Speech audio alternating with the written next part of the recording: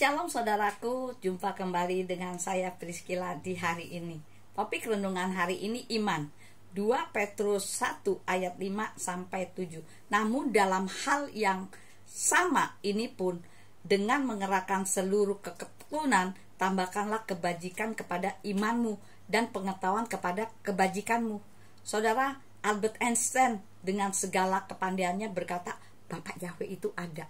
Stephen Hawking, ilmuwan masa kini, juga berkata Bapak Yahweh itu ada.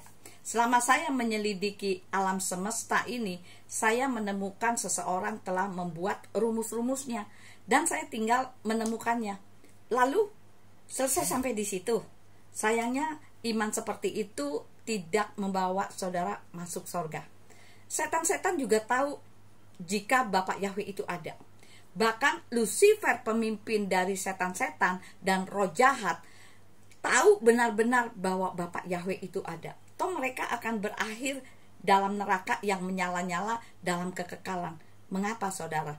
Sebab sekalipun mereka tahu Bapak Yahweh itu ada, bahkan mereka tahu Bapak Yahweh itu maha kuasa, toh mereka tetap memberontak kepada Bapak Yahweh, tetap berusaha menggulingkan kekuasaan Bapak Yahweh. Jadi harus bagaimana dong? Hidup dalam firman-Nya, taat kepada firman-Nya, beriman kepada firman-Nya dalam segala segi kehidupan saudara. Apapun yang terjadi di dalam kehidupan saudara, nah itulah iman yang membawa saudara masuk surga. Banyak orang beralasan, tapi saya kan masih hidup di dunia ini, saya kan manusia yang lemah, saya kan kesepian dan lain sebagainya. Justru itu tantangannya saudara. Justru itu gamenya Bapak Yahweh. Justru itulah alasannya mengapa kitab suci diturunkan, yaitu untuk menuntun manusia hidup di dalam dunia ini.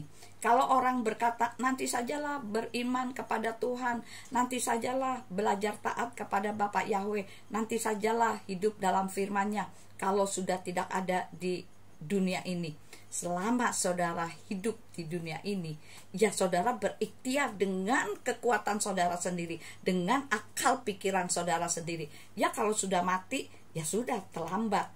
Karena gamenya Bapak Yahweh justru bagaimana manusia menghadapi masalahnya selama hidup di dunia ini. Apakah mengandalkan Bapak Yahweh, percaya kepada firman-Nya, atau hidup dalam jalannya sendiri dan tidak menurut pada firman Bapak Yahweh, tidak menurut pada ketetapan Bapak Yahweh. Jadi saudara, selama saudara diberi hidup oleh Bapak Yahweh, justru itulah kesempatan yang diberikan Bapak Yahweh untuk belajar mengenalnya, belajar taat kepada firman-Nya, belajar mendulukan kehendaknya lebih dari kehendak saudara sendiri.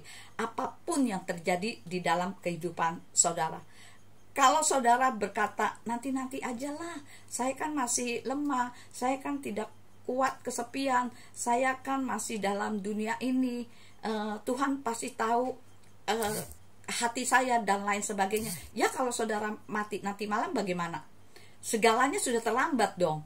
Tidak ada gunanya saudara hidup tapi kemudian masuk neraka, maka sia-sialah kehidupan saudara sepanjang saudara hidup di muka bumi ini. Jadi saudara, hayo, sudah harus tinggalkan segala macam bentuk dosa yang menjadikan saudara terikat kepada dosa. Baik dosa perzinahan, dosa perselingkuhan, dosa kumpul kebo, dosa berbohong, dosa mencuri, dosa membunuh, dan lain sebagainya. Jika saudara masih hidup dalam keterikatan dosa, berarti saudara ini hidup pakai topeng. Di mata manusia nampak saudara hidup benar, taat, melayani Bapak Yahweh, khotbah kesana kemari, seolah saudara ini orang yang rohani. Padahal saudara sedang pakai topeng saja loh saudara. Manusia bisa saudara bohongi, tapi Bapak Yahweh tidak bisa saudara bohongi. Karena Bapak Yahweh itu maha kuasa. Mata Bapak Yahweh melihat ke berbagai aspek penjuru. Jika masih ada di antara saudara yang memakai topeng, ayo sudah saatnya saudara lepaskan topeng tersebut dan mulai bertobat dengan sungguh-sungguh dan minta ampun kepada Bapak Yahweh. Belum terlambat sepanjang saudara masih hidup di muka bumi ini. Tapi harus bertobat sungguh-sungguh saudara, bukan tobat kumat. Ibrani 11 ayat yang ke-1. Dan iman adalah dasar dari hal-hal yang diharapkan, bukti dari yang tidak kelihatan. Jadi berimanlah kepada Bapa Yahweh dengan benar dan tetap ada di jalurnya Bapa Yahweh. Jangan bermain-main lagi dengan yang namanya dosa. Nanti saudara sendiri yang akan menyesal. Nah, sekian renungan hari ini. Biar kiranya menjadi berkat dimanapun saudara mendengarkan renungan hari ini. Dan apabila saudara terberkati dengan renungan hari ini, kirim-kirim pada yang lain, sehingga orang lain pun akan menerima berkat melalui renungan hari ini. Tuhan Yesus memberkati. Shalom.